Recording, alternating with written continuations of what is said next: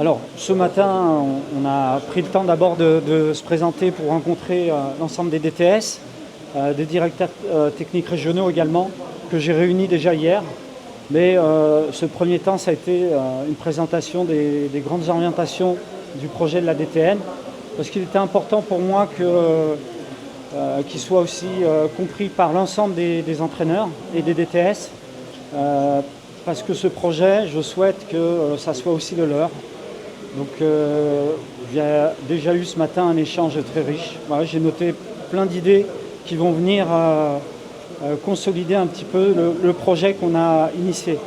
Cet après-midi, ça a été surtout réservé à la discussion autour des dispositions réglementaires. Bon, là, c'est toujours une discussion toujours un peu plus personnelle, puisque les clubs ont chacun leur projet. Et comme je leur ai dit, il n'y a pas de position meilleure que d'autres, puisqu'en fin de compte, et c'est la richesse du football algérien, c'est que chaque club a son projet personnel. Voilà, donc sur les catégories, des fois, il y a des désaccords, mais notre travail à nous, c'est d'aller vers le consensus pour proposer la solution qui soit le mieux pour le football algérien. Non, je pense déjà qu'on ne part pas de zéro. Il y a déjà des choses qui se sont faites cette saison, il y a des choses qui ont très bien marché, d'autres qui méritent peut-être d'être ajustées. Il y a eu de très bonnes propositions cet après-midi. Elles seront débattues au cours du prochain bureau fédéral, et ce sera au bureau fédéral de se positionner pour la saison à venir. Alors, des changements majeurs, il va y avoir l'action de la DTN qui va accompagner les clubs professionnels dans la formation des joueurs professionnels.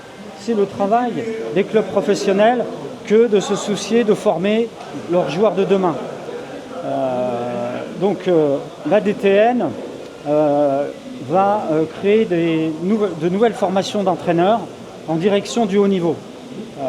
Je pense par exemple à une formation d'entraîneurs élite jeunes qui va être vraiment réservée aux éducateurs en charge des centres de formation. C'est ensuite la structuration, accompagner les clubs professionnels dans la création de leurs centres de formation, de définir, et je l'ai dit, avec eux, un cahier des charges.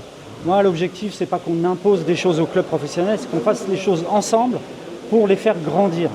Donc ce cahier des charges, ça va permettre de structurer les clubs professionnels pour être encore plus performants dans la formation. Ensuite, concernant les compétitions, le sélectionneur U20 est intervenu également. Il est important que les clubs professionnels prennent en compte que leur priorité, arrivée à 17, 18 ans, 19 ans, peut-être de réduire leur effectif pour ne garder que les tout meilleurs joueurs. Plutôt que de faire une équipe avec une année d'âge au plus haut niveau, libérer des places pour surclasser des joueurs.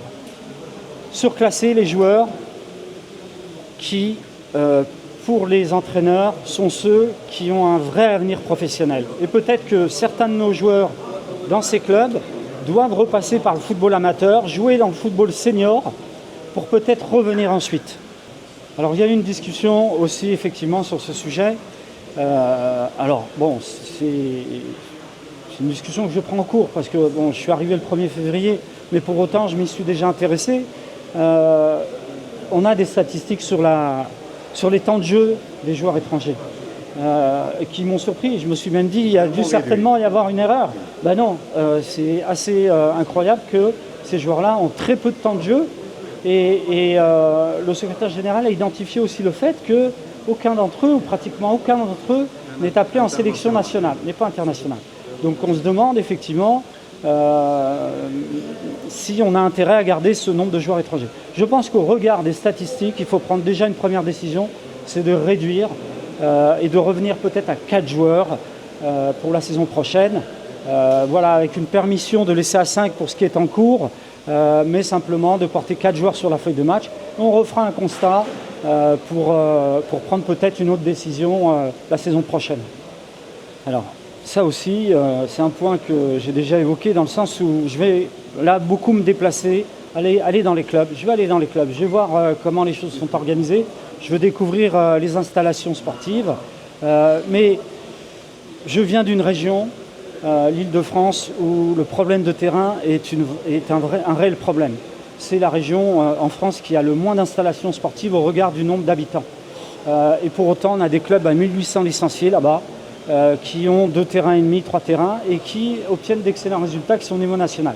Donc je pense qu'en Algérie, on a peut-être des difficultés d'installation, mais pour autant, on doit être capable de travailler correctement et à l'avenir, j'imagine, développer de nouvelles installations. Il y a des choses qui se créent. J'ai vu qu'à Béchar, il y avait des choses. J'ai vu que vers Constantine, il y avait des projets. Tlemcen qui arrive. Donc je pense que par rapport à toutes les autres nations, en tout cas en Afrique, on n'a pas à rougir de nos installations sportives. Elles sont de qualité. Je me suis déplacé à Foucault, j'ai vu des choses exceptionnelles. Voilà. On veut toujours mieux, mais je pense qu'on est pas mal.